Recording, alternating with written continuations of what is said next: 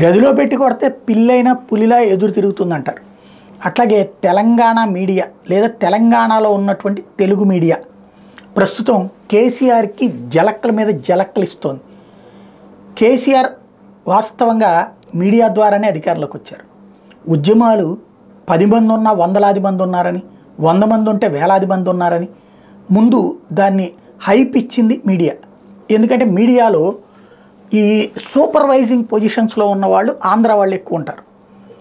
స్టాఫ్గా reporting staff డెస్కుల్లో మిగతా పొజిషన్స్లో ఉన్నవాళ్ళు తెలంగాణ వాళ్ళు ఎక్కువ ఉండేవాళ్ళు. వీళ్ళకి యాజమాన్యాల మీద కోపం కంటే తమని ఆజమాయిషీ చేసేటువంటి వాళ్ళ మీద కోపం. ఈ కోపం ఆంధ్ర మీద కోపం కిందన మారింది. దాని పర్యవసానం వాళ్ళందరూ ఆంధ్ర వాళ్ళని తరిమేస్తే ఈ పొజిషన్స్ మనయ్యే అవుతాయి కదా అని భావించారు.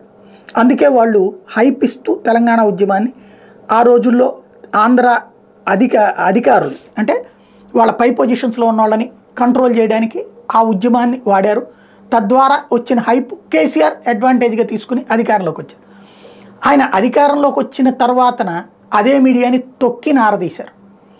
ఎవరైతే అంతకుముందు ఉద్యమాల సమయంలో పెద్ద ఎత్తున హడావిడి చేసినటువంటి జర్నలిస్టులను కూడా వాళ్ళలో ముఖ్యమైన నాయకులకి 4-5 పదవులు ఇచ్చేసి మిగతా వాళ్ళందరినీ ఎక్కడోళ్ళని అక్కడ చివరికి సచివాలయంలో చంద్రబాబు ఉన్నప్పుడైనా, రాజశేఖర రెడ్డి ఉన్నప్పుడైనా, రోసీ ఉన్నప్పుడైనా, కిరణ్ కుమార్ రెడ్డి ఉన్నప్పుడైనా కూర్చోవడానికి ఒక ప్లేసు, తాగడానికి మధ్యలో టీలు ఇట్లాంటి ఏర్పాటన్న ఉండేది.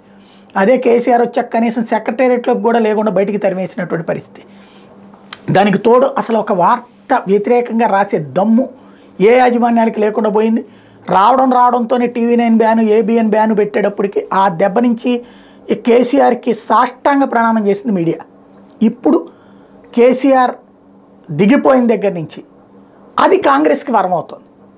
కాంగ్రెస్కి అనుకూలంగా అంటే కాంగ్రెస్ ఇవ్వని వాటిని గురించి డౌన్ ప్లే చేస్తూ కేసీఆర్ని నెగిటివ్గా కాంగ్రెస్ పెట్టేదాన్ని ప్రమోట్ చేసుకుంటూనే తీసుకువెళ్తున్నారు. తాము అనుభవించినటువంటి నియంతృత్వం ఇప్పుడు కాంగ్రెస్ వల్ల లేదు, రిలాక్స్ అయ్యారు. కాబట్టి అది కాంగ్రెస్ తను ఇచ్చిన హామీలు నెరవేర్చకపోయినా ఇదే కనుక జగన్ అయితే కనుక వెంటాడి వేటాడేవాళ్ళు. అక్కడ రేవంత్ని నెత్తిన పెట్టుకున్నారు. దానికి మరొక కారణం తెలుగుదేశం పార్టీ అనుకూల మీడియా కూడా కావడం.